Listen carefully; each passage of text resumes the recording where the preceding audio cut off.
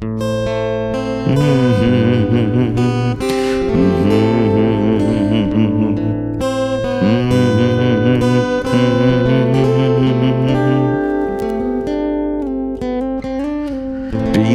kasih Tuhan,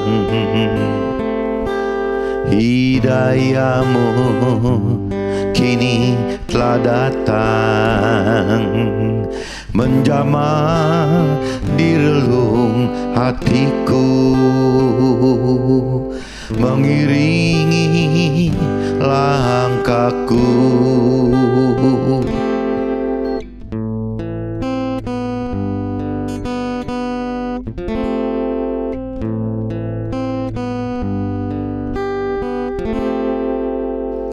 Sungguh aku bahagia,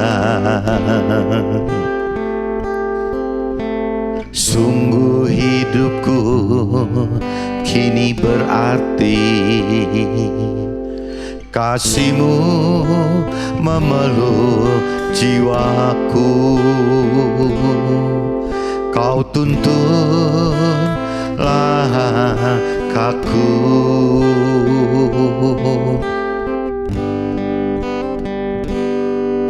Kau maha sempurna. Terima kasih Tuhan, aku ini milik-Mu.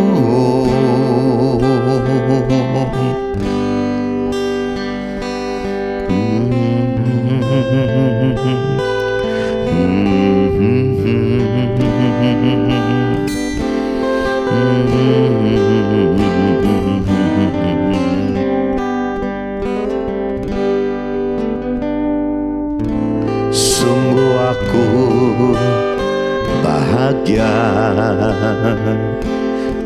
sungguh hidupku kini berarti.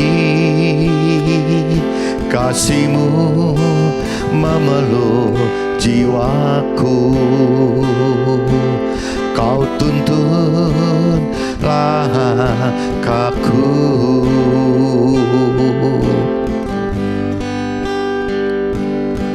Kau maha sempurna, Kau beri keindahan-Mu. Terima kasih Tuhan, aku ini milik-Mu. Aku ini milik-Mu.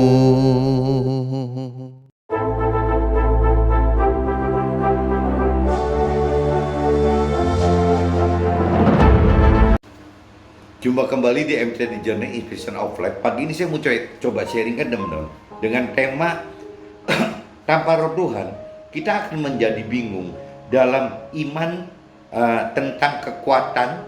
Contoh seperti telur versus batu karang. Jadi kalau bicara rasio teman-teman, apabila orang duniawi atau orang keyakinan ditanya telur dengan batu karang kuat mana, ya pasti jawabannya batu karang teman-teman. Tidak mungkin dijawab telur gitu.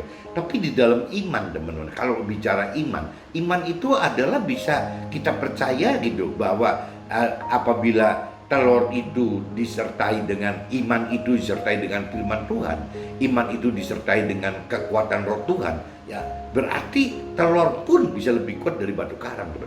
Nah ini bedanya di sini, teman. Jadi bagaimana caranya kalau kita bicara telur secara rasio, telur secara duniawi, telur dengan orang keyakinan orang-orang yang berkeyakinan, ya pasti semua orang jawab telur akan lebih lembah daripada batu karang, teman. Tapi apabila telur itu di dalam iman, di mana iman itu disertai dengan dasar firman Tuhan dan disertai dengan roh Tuhan itu, ya telur itu akan lebih kuat daripada si batu karang. Itu baru namanya iman, teman. Secara iman diajarkan secara spiritual, secara rohani seperti itu. Nah ini sebelum nanti bicara ke dalam teman-teman, ke draft saya coba baca dasar-dasar dari pengungkapan iman ini gitu. Kita ambil dari kitab Yohanes sebenarnya, kitab Yohanes pasal 19 ayat 28 sampai 37 dan kitab 1 Yohanes pasal 2 ayat 18 sampai 27 teman-teman. Ini sebelum ke draft saya bacakan dasarnya dulu supaya bisa langsung ke situ. Nah, ini kitab Yohanes teman-teman 19 ayatnya 28 sampai 37 teman-teman. Judul di perikopnya ini terdiri dari dua perikop teman-teman.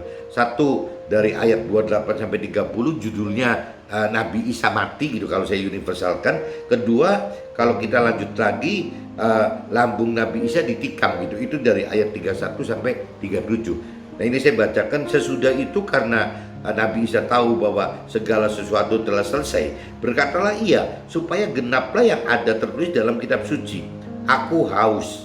Di situ ada suatu bekas penuh anggur asam. Di situ ada suatu bekas penuh anggur asam. Maka mereka mencocokkan bunga karang yang telah dicelupkan dalam anggur asam pada sebatang hisop, lalu menunjukkannya ke mulut Nabi Isa gitu.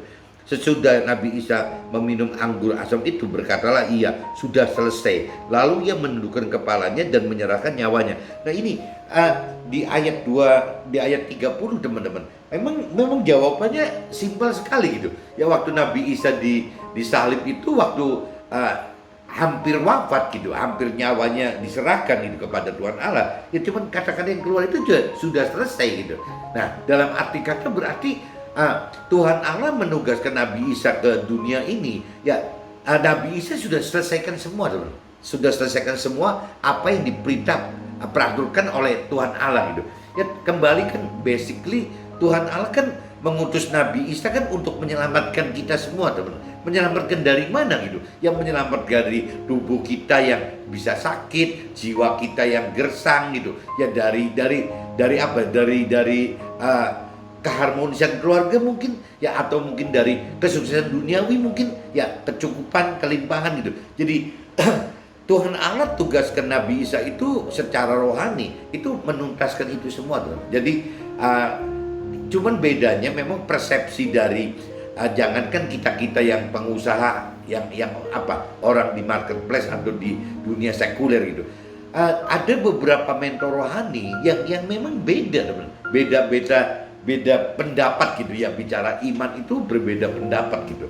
Ya ada yang bisa mengatakan bahwa jangankan orang duniawi atau orang keyakinan, mentor rohani pun ya ada yang bisa mengatakan orang konyol aja gitu kalau mengatakan bahwa telur itu lebih kuat dari batu karang. Ada teman-teman.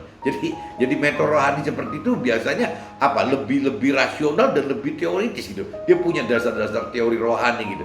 Tapi ada juga mentor rohani yang se-ekstrem itu teman-teman. Ya telur bisa menang gitu apabila disertai firman Tuhan dan disertai dengan roh Tuhan gitu. Ya telur itu bisa lebih kuat daripada batu karang. Jadi memang relatif sekali. Cuma jelas dari kacamata firman Tuhan katakan seperti itu. Waktu Nabi Isa meninggal, itu wafat di kayu salib itu, ya Nabi Isa katakan kalimat terakhir yang keluar itu ya sudah selesai. Jadi it finish gitu, udah selesai semua. Jadi maksudnya kalau diterjemahkan it finish itu selesai itu ya selesai dalam segala macam masalah teman-teman. Nah ini nanti saya coba kupas di dalam draft aja teman-teman. Ini saya lanjut lagi. Karena hari itu hari persiapan dan supaya pada hari Sabat mayat-mayat itu tidak tinggal tergantung pada kayu salib, sebab Sabat itu adalah hari yang besar. Maka datanglah orang-orang Yahudi kepada Pilatus dan meminta kepadanya supaya kaki orang-orang dipatahkan dan mayat-mayat itu diturunkan. Maksudnya jadi orang yang disalib itu teman-teman apabila belum meninggal gitu ya, supaya nggak bisa lari ya, maksudnya kakinya dipatahkan teman-teman. Maka datanglah prajurit-prajurit lalu mematahkan kaki orang-orang yang pertama dan kaki orang lain yang disalibkan bersama-sama dengan Nabi Isa tersebut. Tetapi ketika mereka sampai kepada Nabi Isa dan melihat bahwa ia telah mati, mereka tidak mematahkan kakinya. Tetapi seorang dari antara prajurit itu menikam lambungnya dengan tombak dan segera mengalir keluar darah dan air. Dan orang yang melihat hal itu sendiri memberikan kesaksian ini, dan kesaksiannya benar. Dan ia tahu bahwa ia mengatakan kebenaran supaya kamu juga percaya. Sebab hal itu terjadi supaya genaplah yang tertulis dalam kitab suci, tidak ada tulangnya yang akan dipatahkan. Jadi kitab suci sudah mengatakan begitu, meskipun disalib tapi tidak ada tulang yang dipatahkan. Sebab hal itu terjadi supaya genaplah tertulis dalam kitab, tidak ada tulang yang akan dipatahkan. Dan ada pula nas yang mengatakan mereka akan memandang kepada Nabi Isa yang telah mereka tikam gitu. Jadi intinya saya sudah baca di kitab Yohanes pasal 19 ayat 28-37 teman-teman, dan saya langsung lanjut aja teman-teman supaya bisa cepat masuk ke draft gitu. 1 Yohanes bukan Yohanes ya, ini kitab 1 Yohanes teman. Kitab 1 Yohanes pasal 2 teman-teman, 18 sampai 27. Nah, judulnya sama gitu. Jadi kalau di sini, kalau di Nasrani tulisnya anti Kristus, tapi kalau saya universalkan anti firman Tuhan teman. Anti firman Tuhan. Anak-anakku, waktu ini adalah waktu yang terakhir, dan seperti yang telah kamu dengar, seorang anti firman Tuhan akan datang. Sekarang telah bangkit banyak anti firman Tuhan. Itulah tandanya bahwa waktu itu benar-benar adalah waktu yang terakhir gitu. Memang mereka berasal dari antara kita, tetapi mereka tidak sungguh-sungguh termasuk pada kita. Sebab jika mereka sungguh-sungguh termasuk pada kita, niscaya mereka tetap bersama-sama dengan kita. Tetapi hal itu terjadi supaya menjadi nyata bahwa tidak semua mereka sungguh-sungguh termasuk pada kita. Jadi maksudnya tidak semua orang menjadi pelaku firman Tuhan teman-teman. Tetapi kamu telah beroleh pengurapan dari yang kudus, dan dengan demikian kamu semua mengetahuinya.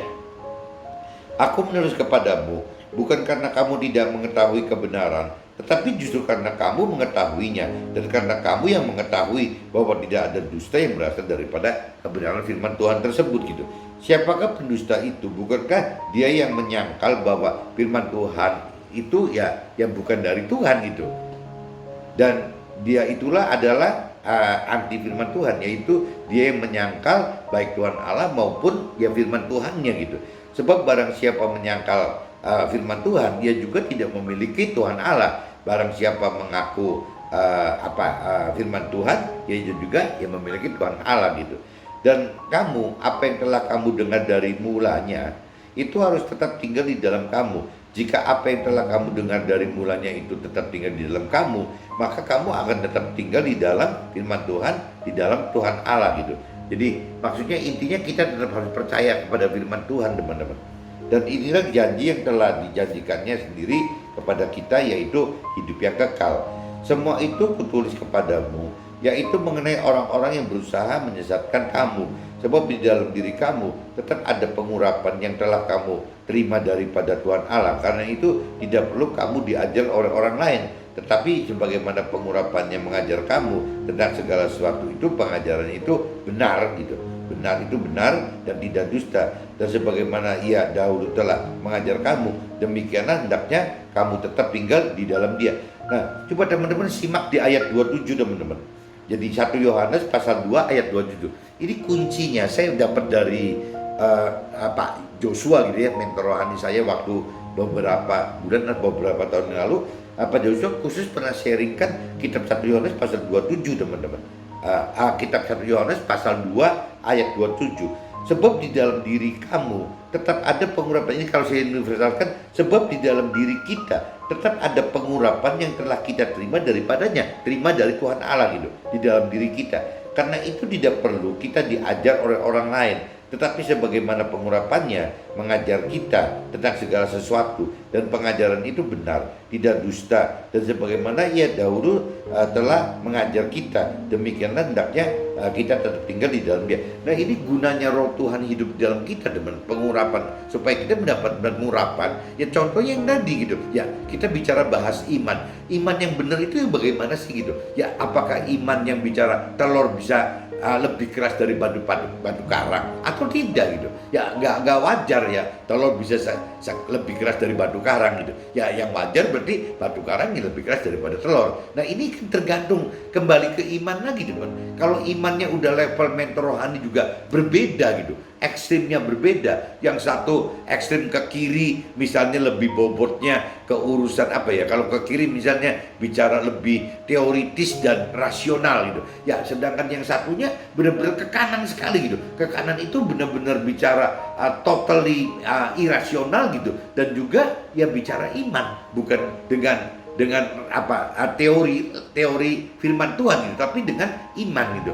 Nah ini jelas akan bertolak belakang, dan levelnya itu apabila kita bikin seperti nilai raport kita gitu pakai skala angka 1 sampai 10, ini bisa-bisa yang namanya iman dan rasio itu tingkatnya itu bisa dari mulai 1 sampai 10 sebenarnya. Kalau kita bicara di sini rasio misalnya dari angka 1 gitu ya, sampai berkembang ke sininya iman itu angkanya 10. Nah ini tergantung dari mentor rohani menempatkan diri di mana waktu pengalaman hidupnya gitu. Nah kita yang mendengar mentor rohani itu bingung teman-teman. Bingung ini yang benar yang kiri gitu, yang berdasarkan teori firman, atau yang kanan berdasarkan iman percaya kita gitu. Nah ini susah. Kalau yang kiri bicaranya biasanya lebih condong yang kiri itu orang harus bekerja keras teman-teman. Tapi kalau bicara yang kanan, orang tidak usah bekerja keras. Orang yang penting memiliki visi besar, yang berdoa dan melakukan firman Tuhan. Udah, kuncinya gitu aja. Semua diandalkan dari mujizat gitu. Kalau di sini tidak. Nah ini yang saya alami seperti itu. Jadi kembali lagi, kita yang bukan mentor rohani kadang-kadang jadi kebingungan sendiri. Nah Pak Joshua kasih solusi gitu, yaitu bagaimana kita mesti bisa mendapatkan satu keyakinan di kitab 1 Yohanes pasal 2 ayat 27 tadi teman-teman. Jadi bagaimana kita mendapatkan pengurapannya dari Tuhan yang berupa roh Tuhan yang hidup di dalam kita, di dalam roh kita. Nah ini saya sudah bacakan teman-teman, kitab Yohanes pasal 19 ayat 28 sampai 37 saya sudah bacakan, dan kitab 1 Yohanes pasal 2 ayat 18-27 juga saya sudah bacakan teman-teman. Nah saya coba masuk ke draft teman-teman. Minggu kemarin minggu nggak sengaja gitu, minggu tanggal 26 September tahun 2021 tanpa sengaja ya, YouTube dalam HP tampilkan berita seorang Dr. Yogi Cho itu pastor gitu di Korea ya, di Korea Selatan, meninggal dunia teman-teman. Jadi acaranya lagi acara pemakaman gitu, pemakaman, jadi masih belum dikubur mungkin gitu, baru belum lama ini gitu. Jadi meninggal dunia pada usia 85 tahun. Dan untuk saya baru mendengar khotbahnya pada hari Minggu ini gitu. Sebelumnya saya tidak mengenal, cuman kalau nggak salah saya pernah dengar Pastor Yonggi Cho gitu. Ya, saya karena waktu dulu sempat berapa lama ya, setahun lebih gitu. Saya benar-benar memperdalam satu pastor namanya Kim Ki-dong gitu, dari Korea juga teman-teman. Nah saya cuman lebih banyak karena teman-teman di Cirebon itu ya, khususnya Pak Luki, Mas Tana dan Ibu Christine itu basicnya dari Pastor Kim Ki-dong gitu ya, pendeta dari Korea Selatan juga, besar juga. Nah itu saya pernah dengar selain Pastor Kim Ki-dong ada Yonggi Cho, tapi saya sendiri nggak pernah mendengar teman. Jadi minggu kemarin saya baru mendengar gitu, baru melihat orangnya seperti ini gitu. Nah ini dan untuk saya baru mendengar khotbahnya pada hari Minggu ini. Jemaatnya katanya Yonggi Cho itu 1 juta orang. Ya berarti mungkin Yonggi Cho lebih besar daripada Kim Ki-dong, saya nggak ngerti juga gitu. Tapi katanya jemaat itu sampai 1 juta orang, dan pelayanannya itu dia turun tangan sendiri dengan istrinya itu sampai ke sudah 6 benua, jadi ke seluruh negara, ke 6 benua, dan ke Indonesia itu udah beberapa. Kalau saya lihat dari beberapa di YouTube ya, beberapa khotbahnya ya, saya lihat ada yang di Jakarta, ada dia khotbah di Bandung, ada dia juga khotbah di Surabaya, dia juga bikin crusade begitu. Jadi seperti pelayanan jadi alat Tuhan gitu. Nah, ada acara penyembuhan gitu, ada cerita nubuat seperti itu. Dia Yonggi Cho itu ternyata, Dokter Yonggi Cho itu ya ternyata udah beberapa kali Indonesia, tapi buat saya ketinggalan, saya nggak monitor itu gitu. Inti pelayanan dari Dokter Yonggi Cho adalah firman di kitab Yohanes pasal 19 ayat 30 teman. Simple, ya judulnya sudah selesai. Lalu Lalu Nabi Isa menundukkan kepalanya dan menyerahkan nyawanya. Arti dari sudah selesai adalah Tuhan Allah sudah tebus segala kutuk menjadi berkat bagi kita. Seperti dalam firman Ulangan pasal 28, teman. Ulangan pasal 28 itu di kitab Perjanjian Lama, ceritanya bicara berkat dan kutuk, teman. Jadi dimengerti oleh Dr. Yonggi Cho ini adalah bahwa perkataan yang keluar dari mulut Nabi Isa terakhir sudah selesai adalah Nabi Isa sudah menyelesaikan tugas dari Tuhan Allah untuk menyelamatkan manusia, teman. Menyelamatkan manusia itu berarti bagaimana kutuk itu diberhentikan, dibunuh gitu, dimatikan, ya berkat itu yang dihidupkan. Jadi sudah selesai itu diartikan begitu. Nah, sudah selesai yang Nabi Isa ucapkan sudah selesai itu kan umurnya udah 2000 tahun, teman. Jadi kalau bicara legal secara hukumnya, secara kalau disebutnya perjanjian lama, perjanjian baru, ya berarti perjanjian ini sudah selesai dari 2000 tahun yang lalu, teman. Berarti kalau kita bicara sudah mengimani bahwa kita sudah ditebus gitu ya oleh Nabi Isa, oleh karena perintah Tuhan Allah gitu. Logikanya tidak ada kutuk lagi dalam hidup kita. Nah, kutuk dalam hidup kita itu apa? Ya misalnya ada sakit, nah itu kan masih bentuknya kutuk, teman. Ya mestinya sakit itu udah nggak ada gitu. Miskin itu udah nggak ada gitu. Keharmonisan keluarga sampai ribut mau cerai sama istri itu juga harusnya tidak ada gitu. Jadi tidak punya uang gitu, ya itu juga sudah tidak ada. Nah ini yang kita coba mau gali, ya kenapa kok ada orang yang berpikir dengan iman seperti itu gitu, tapi ada juga yang tidak, yang bersikukuh, yang nggak bisa gitu, nggak bisa cuma kita punya mimpi besar terus akhirnya kita berdoa diam saja, ya mengharapkan mujizat. Ada gitu mentor rohani yang mengatakan begitu, ada dan tidak sedikit gitu. Tapi yang mengatakan seperti Dr. Yonggi Cho juga ada gitu. Jadi kembali ke tingkat keekstrimannya aja gitu. Ekstrim kiri yang tadi saya katakan lebih larinya ke firman, ya dengan kerja keras gitu. Kalau bicara ekstrim ke kanan ya berarti bicaranya ke iman gitu. Ya dengan mengadakan mujizat. Ya tinggal kita mau di posisi mana gitu. Pengertian sudah selesai, Tuhan sudah selesai kerjakan semua masalah kita, termasuk kesehatan tubuh jiwa dan keharmonisan keluarga serta kesuksesan duniawi kita gitu. Jadi kita cukup hanya miliki visi yang besar. Kalau dari versi yang kanan, teman, bagaimana memiliki iman yang besar gitu, iman yang benar-benar maksimal dan mengharapkan mujizat, ya menganjurkannya begitu. Ya bikin dong visi yang besar sekali gitu. Ya baik visi yang terkait untuk kepentingan rohani maupun duniawi gitu. Karena memang Tuhan tidak pernah melarang untuk hal itu. Yang Tuhan larang itu kan cuman jangan sampai sukses duniawi ya tidak bisa dilepaskan, karena kembali lagi yang namanya kalau kita sudah hidup dengan di dalam firman Tuhan dan melakukan firman Tuhan, rasanya orang yang beriman mengandalkan mujizat pun tahu gitu ya, aturan firman itu begitu, nggak boleh cinta uang gitu, tahu gitu. Nah cuman kalau bicara yang ekstremisnya mentor rohani yang ekstremisnya pegang yang kiri, teori firman dan kerja keras, ya mungkin tetap masih menganggap salah bahwa orang-orang yang rohani tetap mengharapkan hal-hal yang berkat-berkat duniawi ini justru yang dikuatkan salah gitu, takut nggak bisa melepaskan. Ya memang sih kalau di kitab Matius pasal 6 ayat 33 kan dikatakan bahwa carilah dahulu kerajaan Allah dan kebenaran, baru yang lain-lain ditambahkan. Nah ini kuncinya. Tapi kalau bagi si Dr. Yonggi Cho yang di aliran kanan gitu, yang iman dan mujizat, ya sama aja dia juga pengertiannya seperti itu kok. Ya kalau Tuhan memang sediakan kelimpahan berupa berkat-berkat itu, kenapa sih kita harus tolak gitu? Yang kita harus hati-hati itu kan jangan sampai berkat-berkat itu menghalangi kita, ya mengingkari kita, jadi akhirnya tidak mengenal firman dan tidak melakukan firman Tuhan gitu. Yaitu firman Tuhan katakan begitu.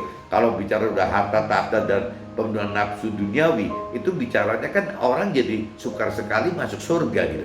Tapi kan bagi Dr. Yonggi Cho ini bukan maksudnya begitu kan. Jadi ya memang kita mesti syaratnya kan begitu. Jadi istilahnya kita boleh aja beriman mengharapkan mujizat, tapi kan dengan harus di dalam jalur firman dan harus melakukan firman Tuhan. Nah ini coba kembali ke karakter orang nantinya aja, teman. Mentor rohani yang beda-beda aja.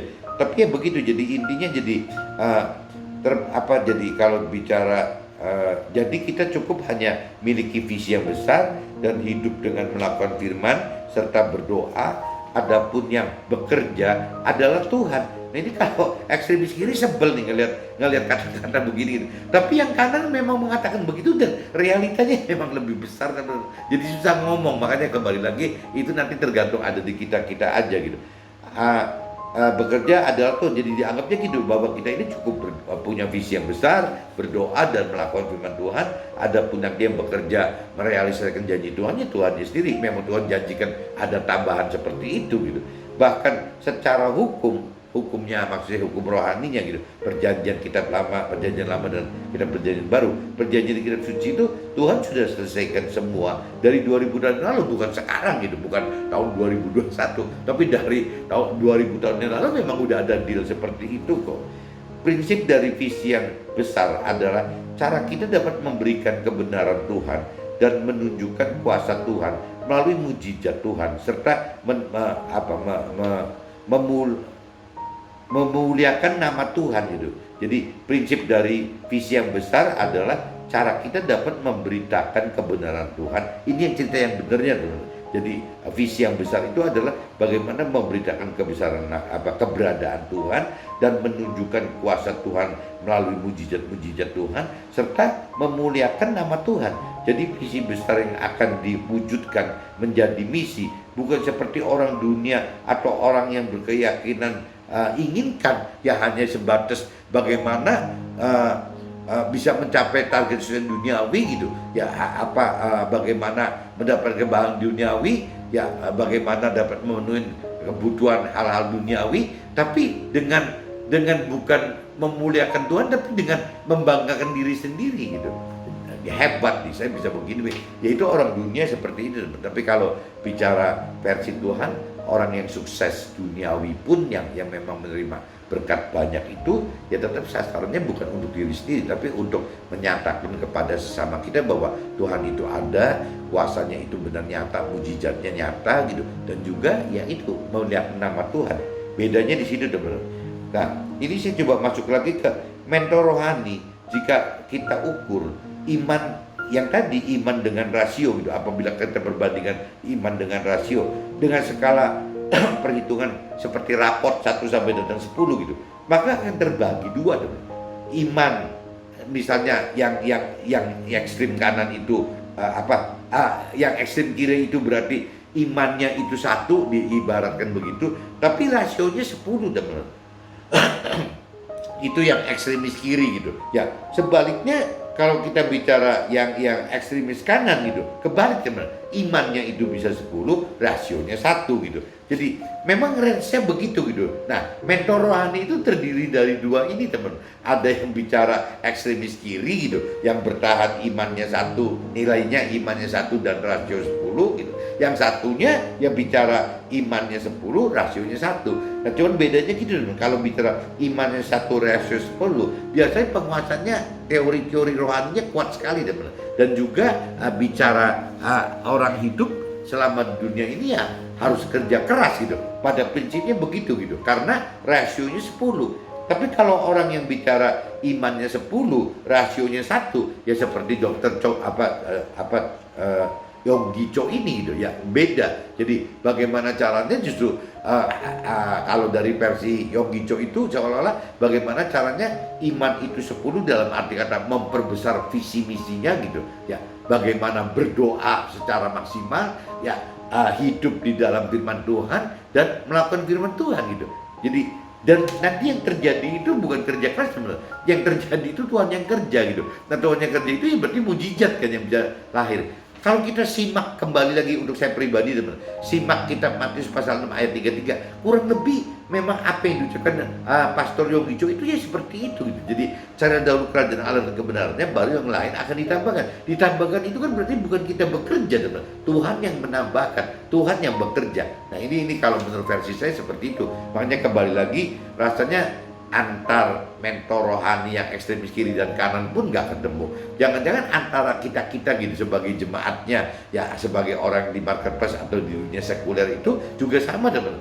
Saya pengusaha dengan teman saya pengusaha beda gitu. Ya ekstrimnya ke kiri ke kanannya beda. Jadi memang beda semua teman. Cuman yang jelas kita harus tahu bahwa untuk bisa pribadi kita yang mana, yaitu kembali lagi ada di kitab 1 Yohanes pasal 2 tadi kan, ayat 27 tadi teman-teman, yang dari sharingnya Pak Joshua itu. Jadi itu parameter untuk pribadi kita seperti itu teman-teman. Jadi teman-teman asal tahu aja, maksudnya ya di dalam realita mentor honey pun ya masih bisa terdiri dari dua gitu, ada ekstremis kiri dan ekstremis kanan. Nah ini saya lanjutkan lagi, kunci kita memilih kitab yang tadi saya katakan dari Pak Joshua itu 1 Yohanes pasal 2 ayat 27 itu, pengurapan Tuhan melalui Roh Tuhan yang mengajar tentang segala sesuatu yang benar dan memilah besaran iman gitu dan rasio yang akan selalu berbeda dalam setiap hal. Jadi memang ya kembali lagi teman-teman, ekstrem kiri ekstrem kanan itu untuk kita manusia ini ya tidak bisa ada yang sama teman. Itu tergantung dari Tuhan mau bagaimana kita gitu. Nah ini saya sudah bacakan ini teman-teman. Nah kalau saya jadi waktu saya mendengarkan ini, kebenaran tadi pagi saya juga mendengar podcastnya Daniel Mananta dengan Daniel tetangga kamu dah ya, dengan pas Mary Riana gitu. Jadi kalau saya lihat di sini Daniel Mananta itu kan baru sekitar 40-an teman. Mary Riana mungkin ya sekitaran gitulah gitu, seumuran gitu. Saya kadang-kadang melihat cerita mereka itu sama aja waktu saya mengalami tahun 2001 sampai 2003 teman. Waktu itu juga umur saya 40-an gitu. Nah, saya mengalami seperti apa yang Daniel Mananta dan Mary Riana alami gitu. Yang Daniel Mananta alami itu kan bagaimana dia sebagai hostnya Indonesian Idol gitu, yang sudah kalau nggak salah belasan tahun gitu, sangat fenomenal gitu. Tapi ditinggalkan sama Daniel Mananta, ya Indonesian Idol itu di offer ke Boy William gitu. Tapi kalau kita gitu suruh jadi Daniel Mananta, belum tentu berani loh teman, ya untuk melakukan begitu tuh. Kalau sampai Daniel Mananta melepaskan Indonesian Idol, itu Daniel Mananta belum punya pengganti loh. Nanti apa gitu gantinya? Nah itu yang disebut Daniel Mananta sebagai iman itu. Kalau iman itu ya seperti itu gitu. Jadi belum ngerti, belum melihat apa yang akan terjadi, tapi beriman bahwa Tuhan ingin menghendaki lepaskan Indonesian Idol. Nah ternyata disusun juga sama Mary Riana. Mary Riana juga sama, kan hostnya Possible gitu, sama. Possible itu udah berjalan 5 tahun gitu dan berhasil, tapi dilepaskan gitu ya oleh si Mary Riana ini. Jadi kalau saya lihat di sini, ini kalau bicara secara dunia bisa dikatakan ini orang bodoh banget, konyol banget gitu. Sedang populer itu kok bisa seperti itu gitu. Dan yang namanya apa ya teman-teman? Kalau saya compare, karena dia itu selebriti gitu, ada masuk di dalam media sosial. Dan yang mana hostnya Indonesian Idol, kalau saya compare dengan pengusaha, jangan-jangan pengusaha yang punya nilai valuasi perusahaannya belasan triliun, itu belum tentu lebih terkenal daripada Daniel Mananta loh. Ya banyak teman-teman saya yang valuasi perusahaannya sampai belasan triliun atau puluhan triliun, itu namanya tidak sehebat namanya Daniel Mananta kok. Begitupun dengan Mary Riana gitu. Ya meskipun valuasi perusahaannya pengusaha itu sampai belasan miliar atau puluhan triliun, bukan miliar ya, belasan triliun atau puluhan triliun, juga belum tentu terkenal seperti Mary Riana gitu. Tapi Daniel Mananta dan Mary Riana berani melepaskan itu gitu. Cuman karena apa ya? Cuman karena ada di dalam hati, seolah ada dorongan Tuhan mereka melepaskan itu. Tidak beda Daniel Mananta katakan seperti Nabi Abraham, cerita Nabi Abraham atau Nabi Ibrahim kalau di Muslimnya gitu, yang mengorbankan anaknya itu Ishak atau si Ismail itu gitu. Nah itu kan bentuk ujian gitu ya. Sedangkan Nabi Abraham atau Ibrahim ini tidak tahu loh waktu dikorbankan anaknya gitu, nanti apa yang akan terjadi gitu, itu nggak tahu loh. Cuman yang namanya setahu saya dari sisi Nabi Abraham itu dengan tenangnya berani korbankan Ishak, karena dengan pengertian bahwa ya Tuhan, kalaupun misalnya si Ishak meninggal dikorbankan juga, ya Tuhan bisa hidupkan lagi kok gitu. Jadi kembali lagi ke iman lagi gitu ya, ke ekstrim yang paling kanan gitu. Kalau ngelihat dari ekstrem kiri kanan, berarti pilih yang ekstrem kanan nih, seperti Dr. Yogicho itu ya seperti Abraham mungkin gitu ya, dengan keberanian seperti itu, karena yakin, karena percaya, iman percaya gitu. Kalaupun Nabi Ishak itu dikorbankan meninggal dunia gitu, nggak apa-apa, nanti Tuhan juga bisa bangkitkan lagi Ishaknya gitu. Jadi dengan tenangnya Nabi Abraham berani seperti itu. Nah, apa yang di-sharingkan oleh Daniel Mananta gitu, bahwa dia meninggalkan Indonesian Idol, dan juga di-sharingkan dengan Mary Riana yang meninggalkan I'm Possible gitu. Dua acara itu kan favorit semua teman. Satu di RCTI, satunya di Metro TV gitu. Gede-gede semua gitu. Dan seluruh Indonesia rasanya tahu gitu. Nah, saya pernah alami teman-teman waktu tahun 2003 gitu. Cuman saya nggak ngerti, jangan-jangan mungkin saya tidak seberani Daniel Mananta atau Mary Riana gitu. Karena waktu saya tahun 2003 yang pernah saya sharingkan itu, 2003 itu hati saya terdorong gitu teman, untuk melepaskan operasi perusahaan karena nubuatan dari teman-teman itu gitu. Nah, saya nggak ngerti apakah Daniel Mananta dan Mary Riana itu dapat nubuatan dari temannya gitu, atau bisa juga dari dorongan hati dari Rema sendiri gitu. Tapi kalau saya pribadi, karena saya saya tahun 2003 itu kan yang namanya terima Tuhan aja belum teman-teman. Ya, saya baca firman juga belum. Saya terima Tuhan itu dan baca firman itu kan tahun 2007 teman-teman. Jadi ini cerita 4 tahun sebelum saya terima Tuhan gitu. Ya, saya itu mendapatkan nubuatan untuk melepaskan operasional perusahaan yang waktu itu konyolnya gitu. Ya, berjalannya 2001 Tuhan beri saya mujizat 2001, ya tahun 2003 jadi berkembang tuh gara-gara mujizat Tuhan, permasalahan di perusahaan beres semua gitu. Ya jadi berkembang sampai tahun 2003 itu orang saya sudah 1.500 orang teman. Tapi saya dapat nubuat lanjutan dari nubuatan orang-orang yang sama pada tahun 2000 gitu. Yang bicara mujizat Tuhan yang tahun 2001 itu gitu. Orangnya sama, 4 orang hamba Tuhan dari Jakarta. Ya akhirnya saya lepaskan operasional. Nah, kalau bicara logika gitu, rasio, ya saya pasti dianggap orang gila teman.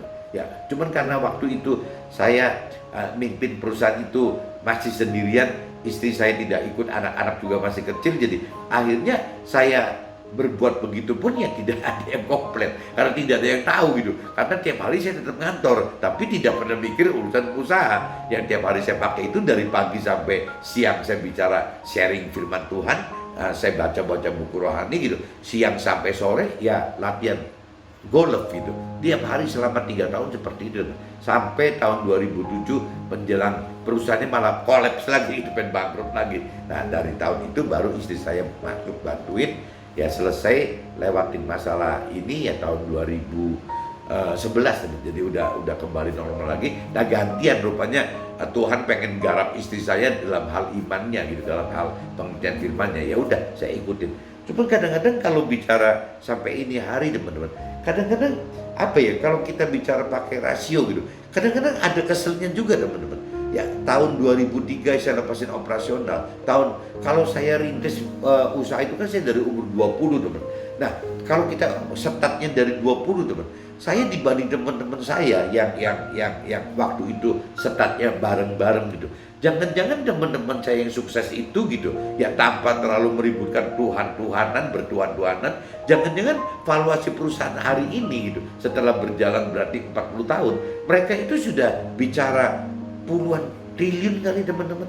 Ya, atau mungkin saya nggak ngerti, apa ada teman saya yang udah ratusan triliun, saya nggak ngerti itu. Tapi kalau bicara puluhan triliun ada teman. Karena waktu itu waktu bareng-bareng muda umur 20-an gitu, mereka itu tidak pernah mengalami hal-hal seperti yang saya secara spiritual, secara rohani ngalamin seperti saya. Nah, itu satu.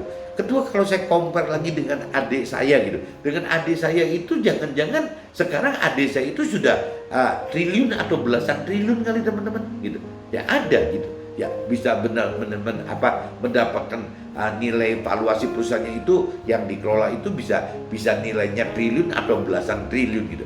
Nah, bahkan teman-teman yang namanya ponakan saya yang waktu itu masih kecil gitu, sekarang jangan-jangan dia sudah triliun kali teman-teman. Nah, sedangkan sayanya boro-boro triliun gitu ya.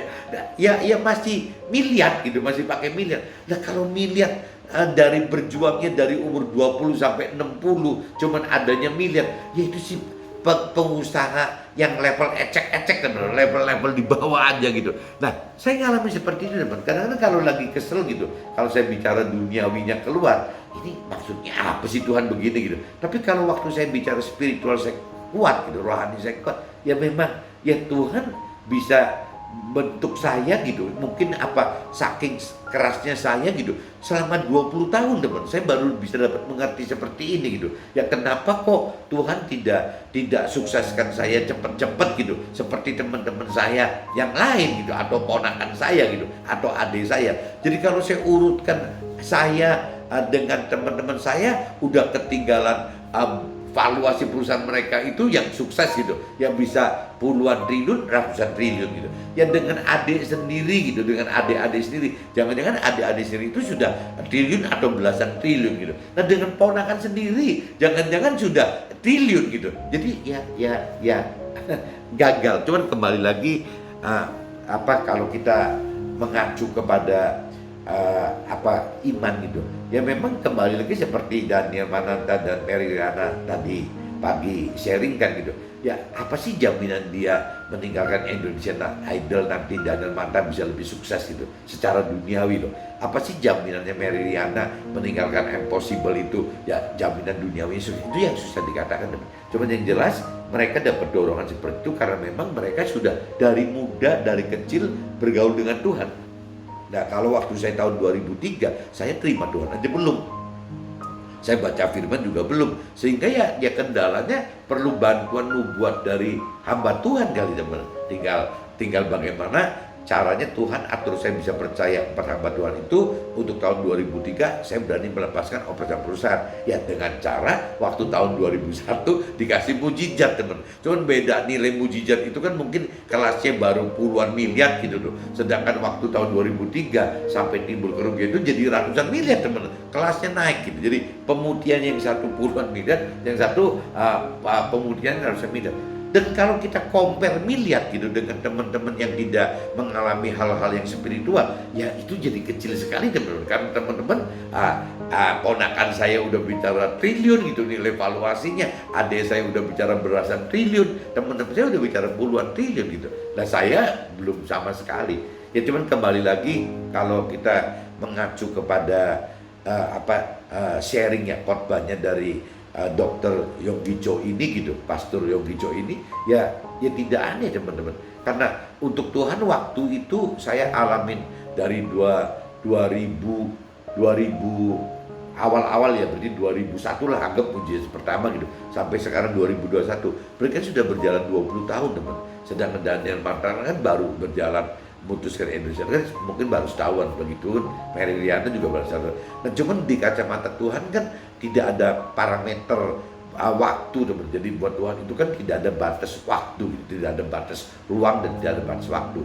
Jadi buat Tuhan ya mungkin saya memang perlu diproses 20 tahun karena saya benar-benar dari umur 40 gitu belum terima Tuhan dan tidak pernah mengenal Tuhan Allah, tidak pernah firman Tuhan Allah gitu. Ya saya lebih lahir dari orang-orang yang dari tradisi dan dari adat istiadat yang seperti zaman dulu saja gitu. Nah, jadi butuh proses lebih lama teman. Tapi kalau hari ini saya lihat begini gitu, ya waktu saya dapat masukan dari Pastor Yonggi Cho ekstrem kanan, dan saya juga sering mendengarkan beberapa pendeta yang ekstrem kiri. Nah di dalam hati saya Tuhan tidak pengen jadikan saya seperti ekstrem kiri dan ekstrem kanan gitu. Ya Tuhan akan jadikan saya sesuai bentuknya saya gitu. Nah ini tadi saya katakan, jadi selain kita bisa mendapatkan sharing dari orang lain yang baik, yang tingkatnya kiri, itu kalau ekstrem kiri itu kan kalau saya bagi contohnya 5 aja. Jadi ekstrem kiri 1, ekstrem 2, ekstrem kiri 2, ekstrem kiri 3, ekstrem kiri 4, ekstrem kiri 5. Nah sebenarnya ekstrem kanan 1, 2, 3, 4, 5 ya seperti itu teman-teman. Jadi yang mana itu sebenarnya yaitu adanya di pengurapan Tuhan, roh Tuhan kepada kita masing-masing, kita pribadi teman. Jadi gak bisa dibeda-bedakan, tidak bisa disama-samakan teman. Yaitu ya Tuhan pengen kita seperti apa gitu. Jadi sampai ini hari pun saya tidak mengerti teman. Yang jelas ya makin lebih dalam mengerti apa firman Tuhan ya. Protes pemberontakan yang dulu waktu awal-awal saya baru mengalami soal rohani itu ya beda-beda kedalaman pengenalan pengertiannya teman. Kalau sekarang itu sudah, kalau ditanya mau balik nggak seperti orang dunia waktu itu, rasanya saya tetap tidak memilih balik seperti orang dunia gitu. Saya tetap akan lanjut seperti ini meskipun dengan keluhan-keluhan ya, yang waktu menghadapi permasalahan keluhan. Tapi kalau saya timbang keluhan pun juga makin mengecil teman, karena mungkin balik lagi keluhan-keluhan itu kan karena kita tidak mengerti firman Tuhan maksudnya apa gitu. Tapi dengan pengalaman makin lebih dalam mengenal firman Tuhan, lebih mampu mengerti firman Tuhan, dan lebih berani melakukan firman Tuhan itu. Nah, di sini yang menyebabkan jadi keluhan-keluhan itu makin berkurang teman-teman. Tapi bukan tidak mengeluh, tetap aja ada mengeluh, ada keselnya gitu. Ya apalagi kalau sudah dibanding-bandingkan dengan yang lain yang tidak dengan cara spiritual itu kan jadi konyol banget ya yang spiritual. Dulu kalau saya tidak pakai rohani, tidak pakai cara Tuhan, saya tidak dengan kaitkan spiritual, jangan-jangan banyak teman-teman atau adik-adik atau ponakan yang kayaknya lebih pinter saya loh kalau dalam hal usaha gitu. Tapi ya sekarang realitanya saya ini jadi ketinggal paling jauh teman-teman. Dan cuman kembali lagi meskipun secara duniawi belum nyata gitu ya, iman itu kan yang tadi dikatakan oleh Daniel Mananta atau Meridiana bahwa, dan firman Tuhan katakan itu kan, iman itu kan sesuatu yang tidak terlihat teman, tapi kita nyatakan itu ada dan kita pegang. Itu yang penting. Nah, kalau dari pengertian saya, kalau saya terkait pengusaha, ya rasanya ya bukan istilahnya kita tidak punya pengharapan nanti saya jadi pengusaha besar, karena kembali lagi seperti yang ekstremis kanan Pastor Yogijo itu justru mengharapkan kan visinya harus besar sekali. Kalau bicara visi teman, di dalam Tuhan itu bukan kecil teman, besar sekali gitu.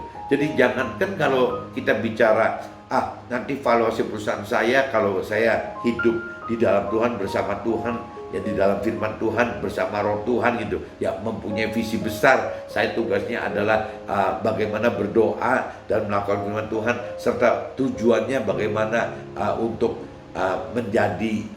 memberitakan, menjadi alat Tuhan dalam hal memberitakan kesaksian keberadaan akan Tuhan, ya akan kuasa Tuhan yang berupa mujizat yang irasional itu, ya bicara istilahnya bagaimana orang manusia itu harus mengagungkan, memuliakan nama Tuhan. Kalau kita udah berpikir begitu teman-teman, ya harusnya visi besar saya itu bukan cuma cerita seperti ponakan saya yang punya triliunan gitu. Kalau bicara dari ukuran valuasi perusahaan, bukan saya cuma punya pengharapan hanya segede belasan triliun seperti adik saya, bukan seperti yang puluhan triliun yang seperti teman-teman saya yang sukses itu. Mereka tidak bersama Tuhan kok. Ya mereka mengandalkan diri sendiri sebagai manusia. Logikanya kalau benar firman itu ya dan amin gitu, ya mereka itu harusnya kalah gitu. Tapi kembali lagi kan, apakah memang Tuhan memberikan talenta kita untuk di fungsi itu gitu. Nah itu kan yang tahu jelas kan Tuhan gitu. Kita nggak bisa nebak-nebak kita ini apakah Tuhan akan jadikan sebagai pengusaha besar gitu atau tidak. Yaitu kembali ke Tuhan.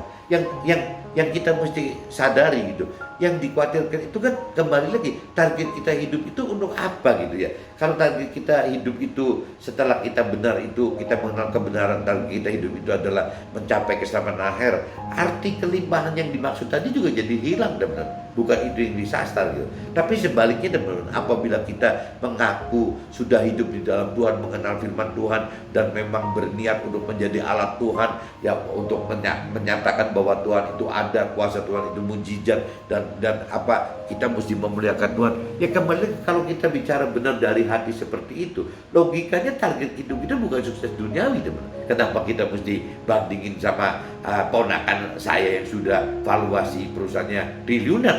Kenapa saya mesti bandingkan dengan adik saya yang valuasi perusahaannya sudah belasan triliun? Kenapa saya mesti bandingkan dengan teman-teman saya yang sukses yang valuasi perusahaannya puluhan triliun atau ratusan triliun?